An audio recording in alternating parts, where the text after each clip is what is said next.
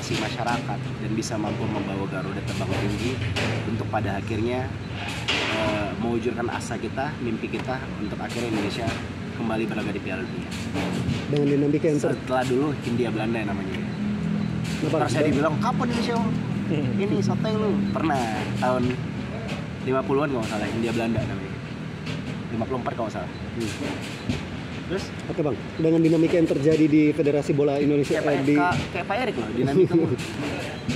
Artinya kamu sendiri merasa kecewa nggak sih dengan keputusan itu tadi dan pergantian pelatih yang tadi seperti kamu bilang bahwa kurang mumpuni? Itu tadi saya bilang dengan tergesernya Coach Sintayong, ya saya kaget nggak kaget ya, karena memang sudah ngebaca situasi ini karena ngikutin timnas juga kan, apalagi yang era sekarang yang memang membawa asa baru bagi masyarakat ya. Apalagi saya yang lumayan ngikutin juga dari 2004, dari era Peter White tuh, era almarhum Peter White tuh ya. Jadi ya kurang lebihnya tahu seluk-beluknya, dan memang saya merasa ya kalaupun digeser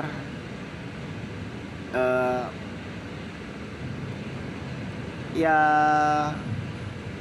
tidak ya cukup menerima dengan catatan penggantinya harus pengganti yang minimal sepadan atau ya syukur-syukur secara pengalaman, secara kualitas ya di atas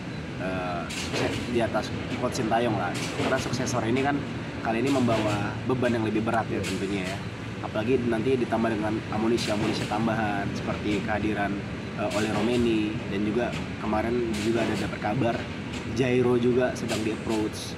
Jadi ya ini menjadi beban tersendiri bagi suksesor Sintayong gitu.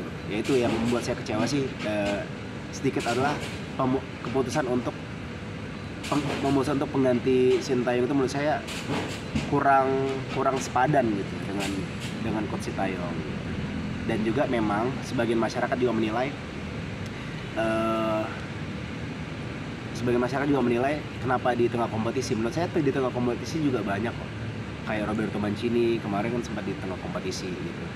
Dan memang ya menurut saya apa yang disampaikan Pak Erik masih make sense ya untuk kita masih bisa saya terima lah alasannya, karena keputusan ini sebetulnya sudah diambil dari sejak lawan China, dimana ya memang ada beberapa keputusan yang membuat kita agak sedikit bertanya-tanya ya dengan kebijakan pelatih Coach Sintayong saat itu ya.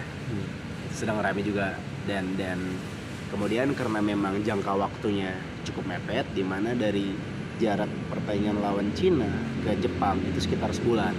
Jadi dengan dilakukan pergantian pelatih saat itu kurang tepat timingnya.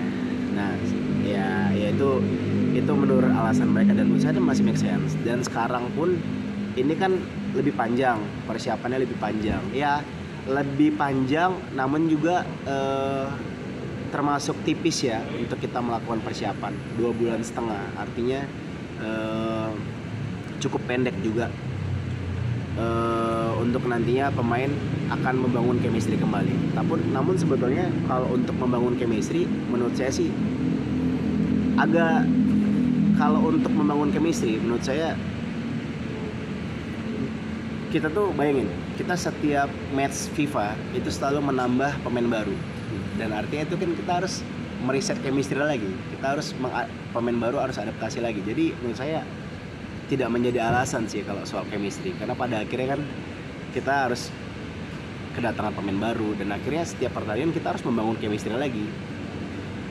Toh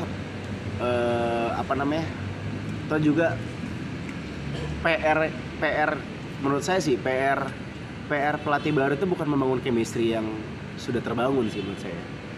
PR pelatih baru adalah yang lebih bersifat lebih ke teknis. Bagaimana membangun taktikal, bagaimana mempersiapkan analisa pertandingan melawan 4 pertandingan yang akan sangat menentukan langkah kiprah kita di sini ya. Karena kita akan away ke Jepang, dan kita akan berusaha untuk membalaskan kekalahan kita dan hasil yang kurang maksimal melawan Bahrain dan Cina ya. Jadi pembuktiannya adalah bagaimana taktikal. Kalau menurut saya chemistry sih para pemain menurut saya dengan dengan kita mengkombinasikan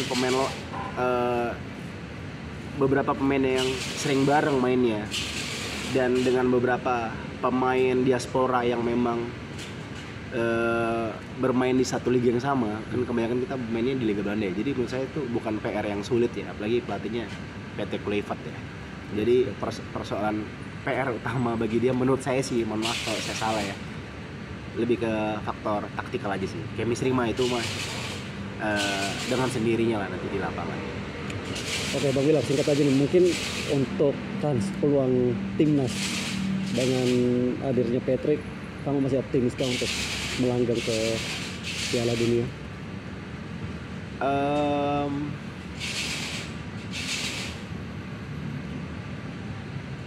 Seperti saya bilang tadi, harapan itu masih ada.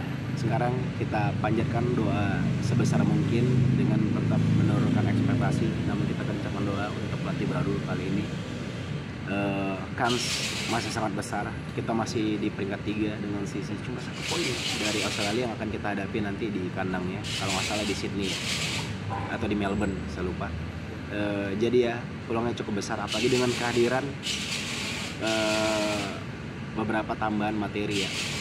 Tapi inilah PR-nya, inilah bagaimana kita nanti